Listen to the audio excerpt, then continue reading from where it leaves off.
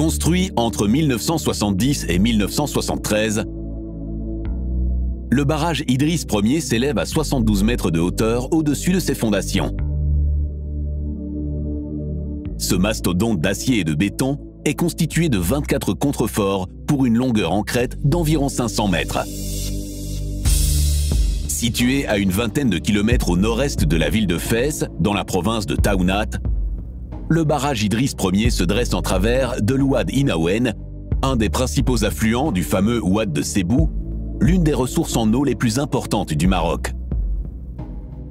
Cet ouvrage stratégique, doté d'une capacité de stockage de plus d'1 milliard de mètres cubes d'eau brute, assure depuis sa mise en service les besoins électriques et les besoins en irrigation de la région. Afin de satisfaire la demande grandissante en eau potable des villes de Fès et Meknès,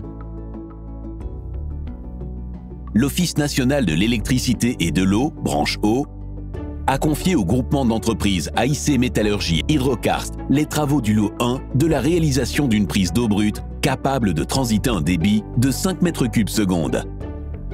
Ces travaux réalisés dans le cadre d'un projet d'adduction en eau potable des villes de Fès et Meknès à partir du barrage Idriss Ier nécessitent la perforation d'un contrefort du barrage à pleine charge, l'installation et le scellement d'une virole métallique DN 1200 à l'intérieur du contrefort, le raccordement de la virole à l'aval à la conduite abductrice DN 1600 et le raccordement à l'amont à une structure de prise à 3 niveaux. Cette prouesse d'ingénierie est une première à l'échelle nationale et internationale.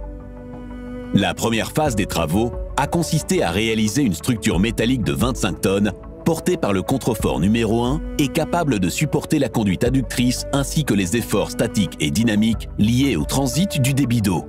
Cette structure, munie d'un monorail de manutention de capacité de 5 tonnes, servira aussi bien pendant les phases de réalisation des travaux ainsi que dans la période d'exploitation des ouvrages.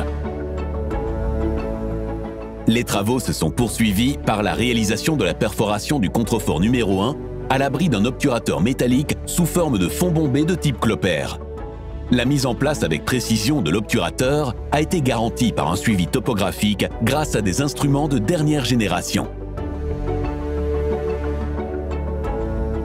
À l'aval, les équipes réalisent un carré d'attaque et le ragréage permettant d'orienter les travaux de perforation suivant l'axe de la virole métallique.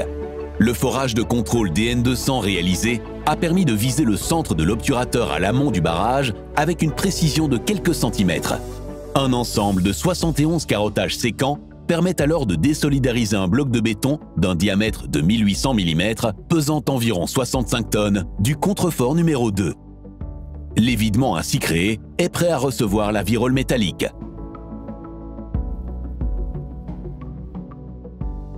L'installation de la virole, le bétonnage, les injections, le raccordement à la conduite d'adduction, l'installation des vannes de sécurité et de service, ainsi que du débitmètre dans la chambre de comptage marquent un jalon important du projet.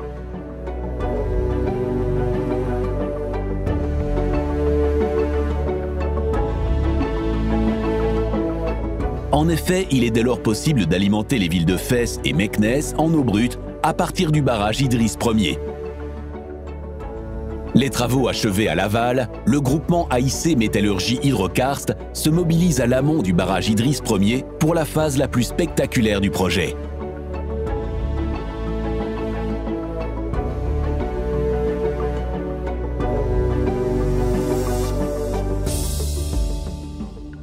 Une équipe de scaphandriers doit poser avec une précision millimétrique 200 tonnes de structures métalliques diverses pour la réalisation de 3 niveaux de prise, permettant ainsi à l'exploitant de faire parvenir la meilleure qualité d'eau aux installations de traitement à l'aval.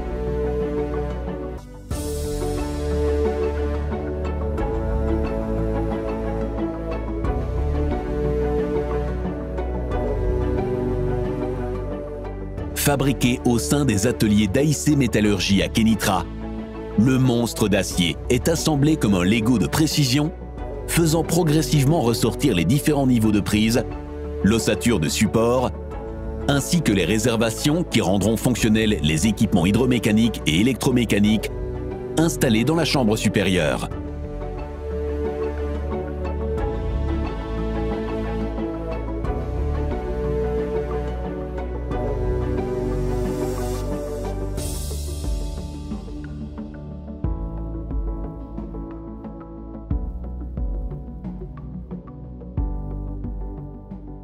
Ce chef-d'œuvre d'ingénierie représente non seulement le mariage parfait entre le métier de la charpente métallique et des équipements hydromécaniques, mais aussi la force d'un partenariat international au service du bien-être des populations.